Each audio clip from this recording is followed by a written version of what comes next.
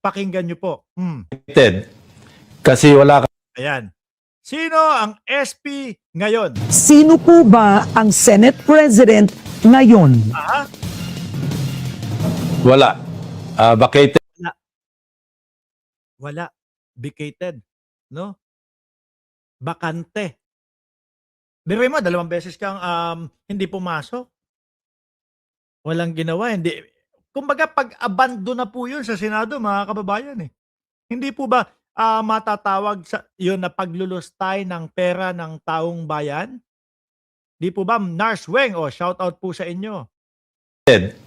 Kasi wala kaming 13. 12 lang kami. Enough to declare all positions vacant, including Ganun pala yun. Kapag 12, pwede na ibakante lahat ng posisyon. that of the Senate President.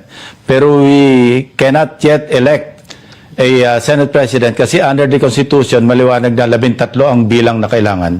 Pero nangangahulugan po ba na hindi na si Senate President Alan Cayetano ang Senate President? Kasi sa kanyang Facebook Live, sinabi po niya siya pa rin ang Senate President, sir. Yun ang problema, Karen. Kasi kung naandito sila sa session hall, dito sana kami magdedebate. Mahirap makipagdebate sa Facebook. Kasi sa halip na pumasok siya, hinintay namin siya ng Lunes, hinintay namin siya kahapon, hinintay namin siya kanina, hindi naman siya pumapasok. So paano kami? Vlog po. Mayat-maya po, naka-live si Senator Alan Peter Cayetano. Nag-live na lang ho, no? Na-abandon na niya yung pagiging Senate President niya. Magdedebate na nasa Facebook siya, kami naman nasa plenaryo. Ang tamang venue para pagdebatehan namin, pati yung pag-elect, kung meron silang issues, dito sa plenaryo, hindi sa Facebook. Maliwanag questionin po ito no, ng mayorya o kumbaga ng kampo ni Senator Alan Peter Cayetano. Nagpo-propose na nga po yung mga kasamahan niya doon sa mayorya, ano? Doon sa dating mayorya. Kasi ito na ngayon ang bagong mayorya po, mga boss chief amo, sir. Si Bato hindi na makakalutang yun. Di ba, Jenny Ramos? Nandiyan pala yung baby ko. Di ba? Sa tingin niyo po, sige, makakalutang pa, babalik pa ng Senado para bumoto si Bato de la Rosa. Naiimposiblihan na po ako dyan. Bakit to, mga kababayan? Simula po nung nauto siya nila Cayetano na pumunta sa Senado para bumoto, tapos maipit po siya doon, no? Namutla yung pagmumukha ni Bato de la Rosa. Hindi na uulitin ni Bato de la Rosa yun, mga kababayan. Isang beses na siyang nauto at muntik nang maipadala sa dahig. Hindi na uulit ho yan, mga bossing. Di ba? Hirap na ng mga terminologies ngayon. Legal po ba ang ginawa ng bloke po ninyo kanina? At bakit po ito legal, sir? I-correct ko lang, dating mayorya, minorya na sila ngayon kasi 10 sila, kami 12. Or 11 kung sakaling hindi mag-a-align completely si Senator Chis. Ngayon, kasi ito, sabi ni Chis Escudero, kumbaga, pumasok siya para sa Senado, para mag-function yung Senado. Pero, base doon sa nakita ko, hindi siya aalis ng grupo. Ang pinasok niya lang ay para mag-function yung Senado, mga bossing. Karapatan niya na dumulog sa korte kung gusto niyang questionin ang legalidad.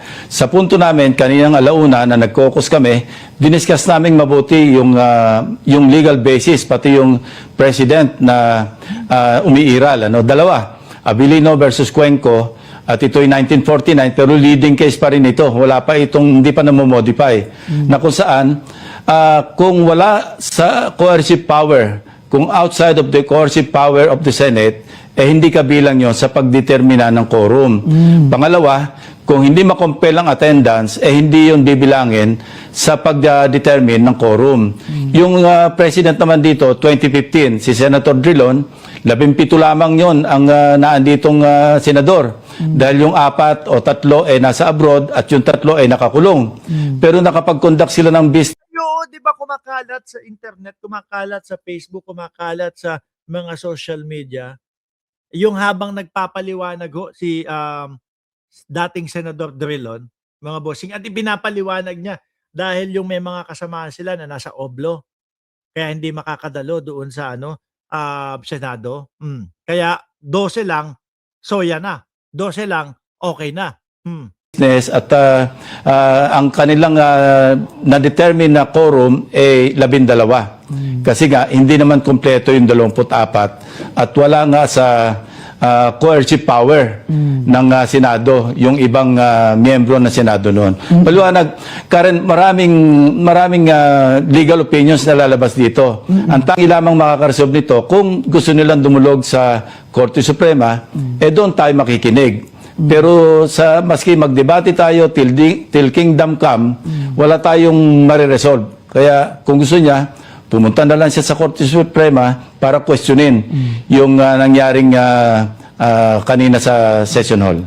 Senator, paano po ninyo, ng grupo ninyo na kumbinse na sumama sa sesyon si Senator Cheese Escudero? Sandali putulin ko muna dyan yan. Kasi ipapakita ko ho, mga kababayan. No? Ipapakita ko ho ito, mga Boss Chief Amo Sir, yung mga dati na nangyari na 12, yung senador lang ho, mga bossing. Ito, may mga petsa. At mukhang dito, ay kasama pa po, mga Boss Chief Amo Sir, si Loren Legarda, Pia Cayetano, at si APC, Alan Petra Cayetano. Ito ho, mga bossing, nakita natin to. Mga petsa ng 12 senators quorum at saan nandoon sina Loren Legarda, Alan Cayetano at Pia Cayetano. May 21, 2008, 12 ang senators. Arrive after roll call. Si Loren Legarda, Alan Peter Cayetano, on official mission, nandiyan si Pia Cayetano. February 11, 2009, parang yearly naman din pala ito Present. Puro present din sila.